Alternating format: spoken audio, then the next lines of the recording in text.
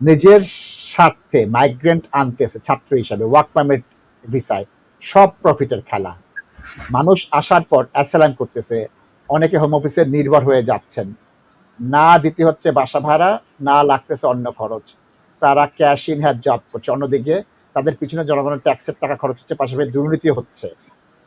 তারা জানে যে মানুষ এসে অ্যাসাইলাম করবে, তারপরেও কেন এই ভিসাগুলো দেয়? ইমিগ্রেন্ট খারাপ, অ্যাসাইলাম সিকার খারাপ, তাহলে কেন হোম অফিসের এই চোর পুলিশ খারাপ? আজ ভাই আপনার কথাটা বলেছে।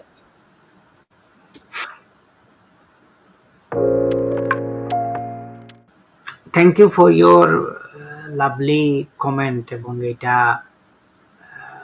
সুন্দরভাবে আপনি লেখছেন এবং আমি ফুললি সাপোর্টিভ অফ এটাকে।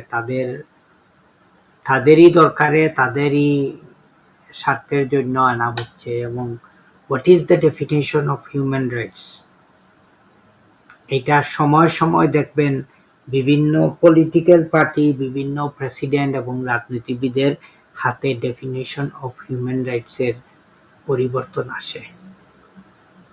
There is no such thing called Universal Declaration of Human Rights. এবং আজকে দেখেন এই যে 29,000 পাউন্ড স্পাউসের ব্যাপারে ওয়ার্ক পারমিটের 41,700, হঠাৎ করে আমরা এইটা চেঞ্জ করে দিব, এর চেয়ে অমানবিক কোনো জিনিস আর হইতে পারে?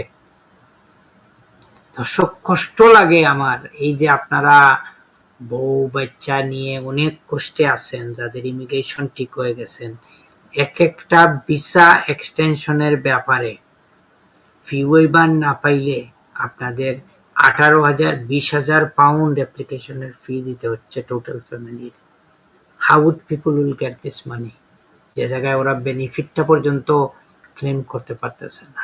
So there is no rational justification for all this. এই যে যারা কেয়ার ভিসায় আসছে বা স্টুডেন্টের ডিপেন্ডেন্ট হিসাবে আসছে, এই যে বন্ধ করে তারা দিছে, এখন বলেন এই মানুষগুলার ফ্যামিলি লাইফের উপর কোথায় তাদের রেসপেক্ট সরকারের? আনতে দিও না, কোনো অসুবিধা নাই, কিন্তু যারা চলে আসছে তাদেরকে তো মানবিক বিবেচনায় দেখতে হবে। আপনি তো এই রাইটলি বলতেছেন, এই চোর পুলিশের দেখানো খেলাটা না খেলাটাই তো ভালো। Thank you. ধন্যবাদ, ধন্যবাদ।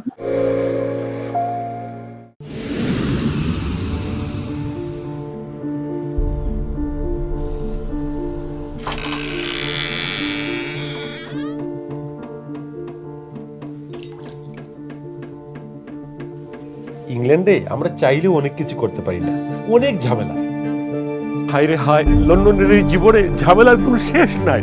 আমি লাল, আমার ইমিগ্রেশন, ঘর, ব্যবসা সবকিছুর ঝামেলার সমাধানে সবসময় পাশে আছে তাজ solicitor. Taj Solicitors. Believe in service.